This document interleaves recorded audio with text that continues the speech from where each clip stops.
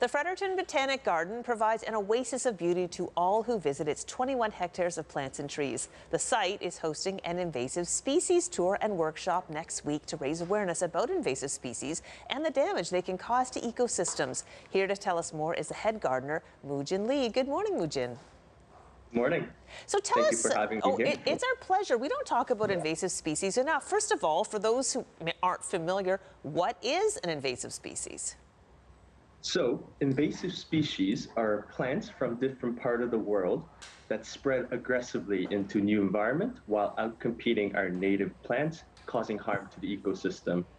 Why that is harmful is because since these plants didn't evolve with our native fauna, such as birds and insects, they do not form as much close relationships with our native organisms throughout their life cycle, which means they provide less food and shelter to those native organisms, which will lead to decrease in their population and affecting the whole ecosystem.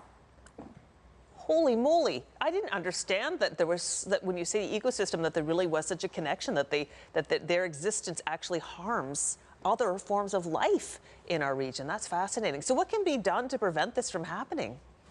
So these plants are really good at spreading. There's various different strategies they take to spread. Some choose to make a huge amount of seeds. Some plants can actually deposit up to 4 years worth of seeds in a single growing season.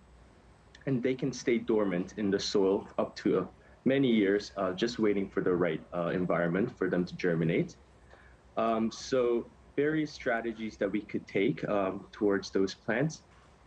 First of all, it's really important, especially with the plants that form a lot of seeds, is to prevent them from going to seed. So it'd be really important to chop them back before, after they flower, before they form their seed heads. Also, some plants like to form underground roots and stems that run horizontally and spread.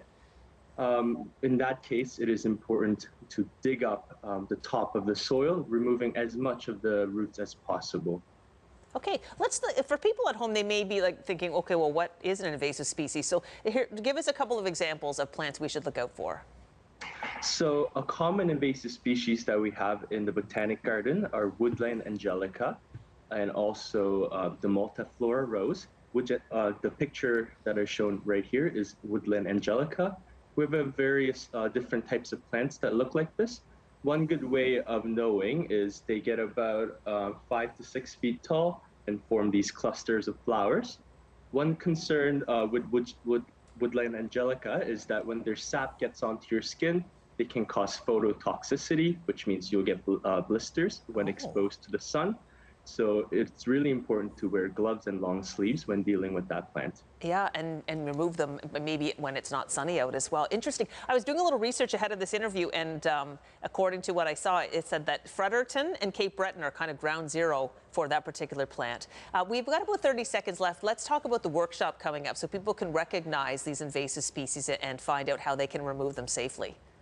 So yeah, we have the Invasive Species Council coming out on July 22nd at 6:30 p.m. We'll be doing a demonstration on how to remove multiflora rose. So please come check that out for more information on how to deal with these invasive species. Perfect. It's on the 22nd. It's free. I would love to find out more. You should do a virtual series for people who don't live directly in the Fredericton area and can go, because it's fascinating. And who knew? I didn't know how impactful these invasive species were if they're not kept under control. Thank you very much for this, Moojin Lee. Thank you. Have a nice day. You too. We have put a link to the Fredericton Botanic Garden on our website so you can find out more about invasive species and this particular workshop on the 22nd.